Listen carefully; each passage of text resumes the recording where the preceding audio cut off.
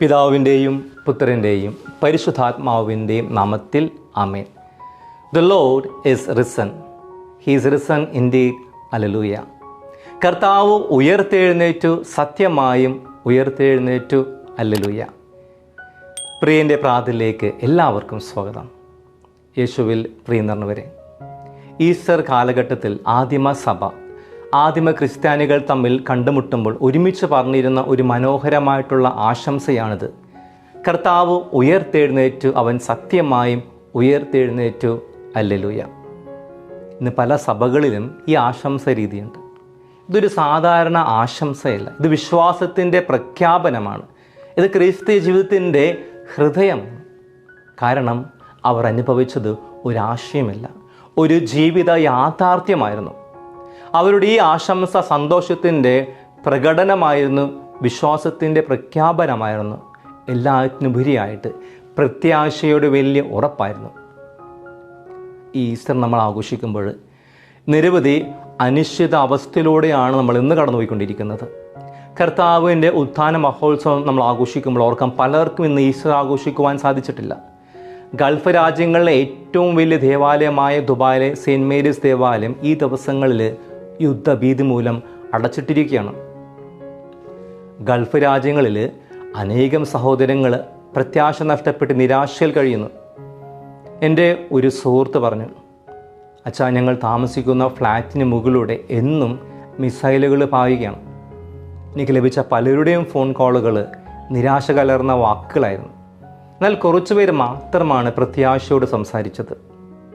അവർ പറയുകയുണ്ടായി, അച്ഛാ, ഈ ദുരിതത്തിൻ്റെ നടുവിലും ദൈവത്തിൽ ആശ്രയിക്കുവാനും അവനിൽ ശരണം പ്രാപിക്കുവാനും ഞങ്ങൾക്ക് സാധിക്കുന്നു. ദൈവം കൈവിടില്ലെന്ന് ഞങ്ങൾ വിശ്വസിക്കുന്നു. ആ പ്രത്യാശയാണ് പലരും നയിക്കുന്നത്. യുദ്ധം നമ്മളെയും ബാധിച്ചിട്ടുണ്ട്, നമ്മുടെ അടുക്കളകളെയും. ഈ കഴിഞ്ഞ ദിവസം ഇസ്രായേലിൻ്റെ ആക്രമണത്തിൽ ലെബനനിലെ മാരണോയിറ്റ് രീതിയിൽപ്പെട്ട ഒരു കത്തോലിക്ക പുരോഹിതൻ കൊല്ലപ്പെടുകയുണ്ടായി. ഫാദർ എൽ റാഹിക്ക് തൻ്റെ ഇടവകയിലെ ഒരു വീടിന് നേരെ ഇസ്രായേൽ ടാങ്ക് ശലാക്രമണം നടത്തിയപ്പോൾ രക്ഷാപ്രവർത്തനത്തിനായിട്ട് ആ വീട്ടിലേക്ക് പോയതായിരുന്നു. എന്നാൽ അപ്രതീക്ഷിതമായിട്ട് രണ്ടാമതും ഇസ്രായേൽ ടാങ്കിൽ നിന്നും ശലാക്രമണം ഉണ്ടായി. ഇതിൽ ഫാദർ എൽ റാഹിക്ക് ഗുരുതരമായിട്ട് പരിക്കേൽക്കുകയും ആശുപത്രിയിലേക്ക് പ്രവേശിക്കുകയും ഉണ്ടായി. അധികം വൈകാതെ മരണത്തിന് കീഴടങ്ങുകയായിരുന്നു ഫാദർ എൽ റാഹി. മൃതസംസ്കാര വേളയിൽ തൊട്ടടുത്തുള്ള ഇടവകയിൽ വികാരി ഫാദർ ടൗഫിക്കിൻ്റെ വാക്കുകൾ ഇപ്രകാരമായിരുന്നു: We say and repeat that the last thing that must not die in us is hope in the Lord, who always gives us the strength to continue. നമ്മൾ മരിക്കുവാൻ പാടില്ലാത്ത അവസാനത്തെ കാര്യം കർത്താവിലുള്ള പ്രത്യാശയാണെന്ന് ഞങ്ങൾ പറയുകയും ആവർത്തിക്കുകയും ചെയ്യുന്നു. അതോടൊപ്പം ഭാരത കത്തോലിക്ക സഭ അഭിമുഖീകരിക്കുന്ന മറ്റൊരു ഭീതി കേന്ദ്ര സർക്കാരിൻ്റെ FCRA, അതായത് ഫോറിൻ കോൺട്രിബ്യൂഷൻ റെഗുലേഷൻ ആക്ടിലെ പുതിയ ബില്ലാണ്. വിദേശ പണം സ്വീകരിക്കുന്നതുമായിട്ട് ബന്ധപ്പെട്ട പുതിയ നിയമങ്ങൾ. ഒപ്പം ലോകമെമ്പാടും കത്തോലിക്ക സഭ അനുഭവിച്ചുകൊണ്ടിരിക്കുന്ന നിരവധി പീഡനങ്ങൾ, വളരെ പ്രത്യേകമായിട്ട് നൈജീരിയയിലും ഇന്ത്യയുടെ പല സംസ്ഥാനങ്ങളും. ഇതിൻ്റെ കൂടെ നമ്മളെല്ലാവരും വ്യക്തി ജീവിതത്തിൽ അനുഭവിക്കുന്ന പ്രതിസന്ധികളുമുണ്ട്.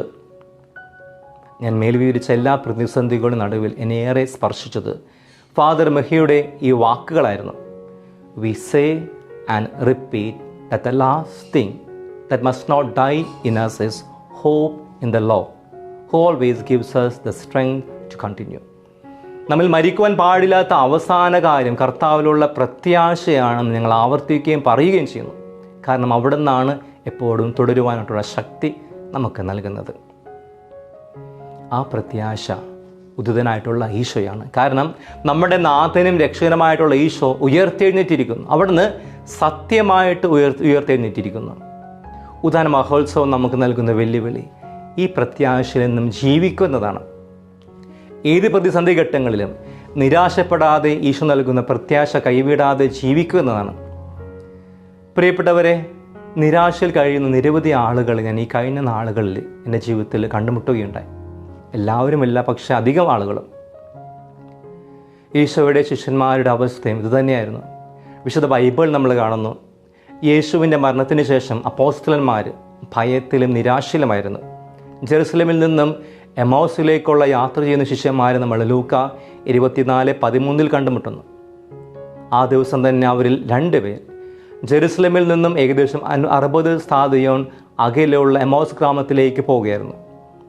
നിരാശയിലേക്ക് കുപ്പുകുത്തിയ ശിഷ്യന്മാർ, യേശുവിനെ നഷ്ടപ്പെട്ട ശിഷ്യന്മാർ, എല്ലാം നഷ്ടപ്പെട്ടവർക്ക് പഴയ ജീവിതാവസ്ഥയിലേക്ക് ഒരു തിരിച്ചുപോക്ക് അവർ പ്ലാൻ ചെയ്യുകയാണ്. ഇവിടെ വീണ്ടും നമ്മൾ കാണുകയാണ് പ്രത്യാശ നഷ്ടപ്പെട്ട പത്രോസ് അപ്പോസ്തലൻ തൻ്റെ പഴയ ജീവിത അവസ്ഥയിലേക്ക് തിരിച്ചു പോവുകയാണ്. യോഹന്നാൻ 21:3 നമ്മൾ വായിക്കുന്നു. ശിമോൻ പത്രോസ് പറഞ്ഞു, ഞാൻ മീൻ പിടിക്കുവാനായിട്ട് പോവുകയാണ്. അവർ പറഞ്ഞു, ഞങ്ങൾ നിന്നോടുകൂടെ വരുന്നു. അവർ പോയി വള്ളത്തിൽ കയറി. എന്നാൽ ആ രാത്രിയിൽ അവർക്ക് ഒന്നും കിട്ടിയില്ല. അതുപോലെ തന്നെ യോഹന്നാൻ 20:19 നമ്മൾ വായിക്കുന്നു.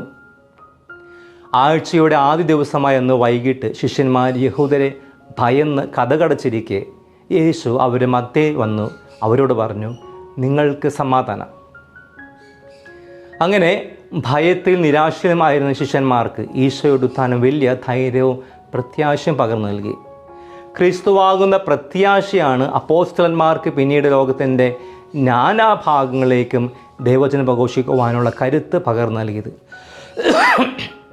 ഓർക്കുക, നിരാശ സാത്താൻ്റെ ആയുധമാണ്. ആയതിനാൽ ക്രിസ്തു ശിഷ്യൻ എല്ലായ്പ്പോഴും പ്രത്യാശയുടെ വ്യക്തികളായിരിക്കണം.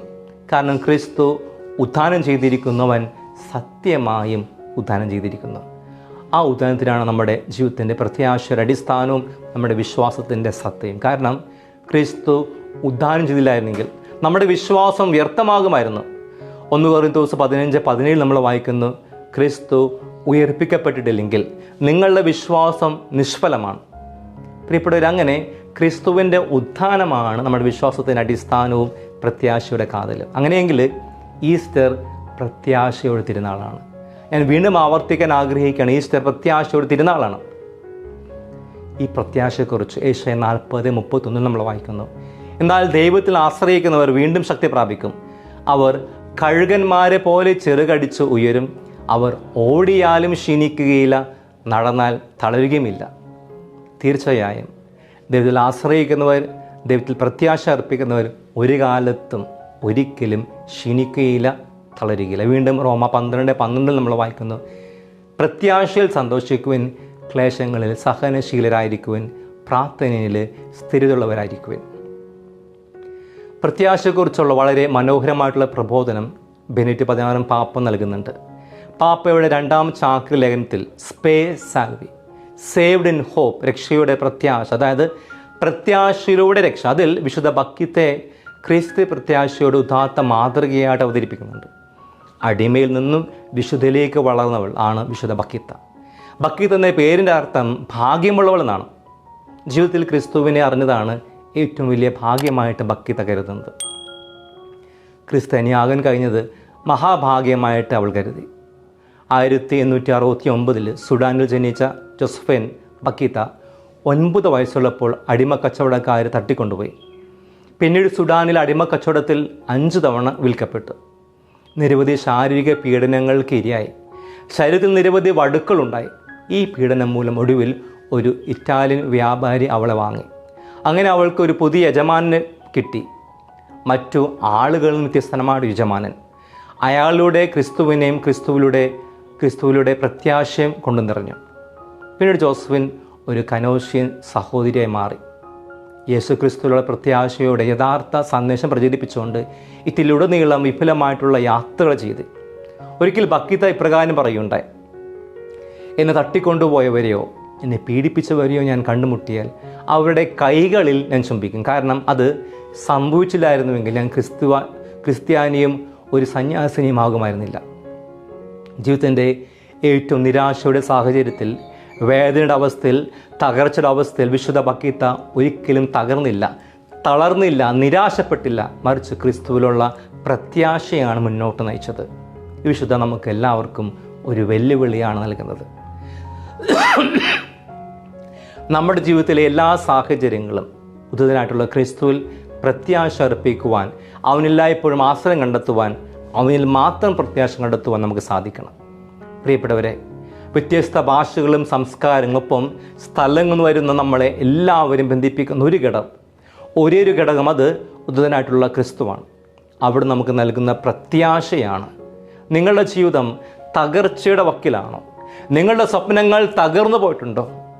കരകയറുവാൻ സാധിക്കാത്ത പ്രതിസന്ധിയിലൂടെയാണ് നിങ്ങൾ കടന്നു പോകുന്നാൽ ഞാൻ പറയട്ടെ, പ്രത്യാശയോടായിരിക്കാം. ഇതിനായിട്ടുള്ള കർത്താവ് നമ്മുടെ ജീവിതങ്ങളെ മാറ്റിമറിക്കും. നമ്മുടെ സഹോദരങ്ങളുടെ ജീവിതത്തിൽ നമുക്ക് പ്രത്യാശ കൊണ്ട് നിറക്കാം. അത് പ്രിയപ്പെട്ടവരെ, ഉത്ഥാന മഹോത്സവം നമുക്ക് നൽകുന്ന വെല്ലുവിളി നമുക്ക് ഏറ്റെടുക്കാം. പ്രത്യാശയുടെ വക്താക്കളായിട്ട് മാറുവാൻ. എന്നും ഓർക്കാം, നമ്മൾ മരിക്കുവാൻ പാടില്ലാത്ത അവസാന കാര്യം കർത്താവിലുള്ള പ്രത്യാശയാണെന്ന്. To be Easter people, to be people of hope, pilgrims of hope.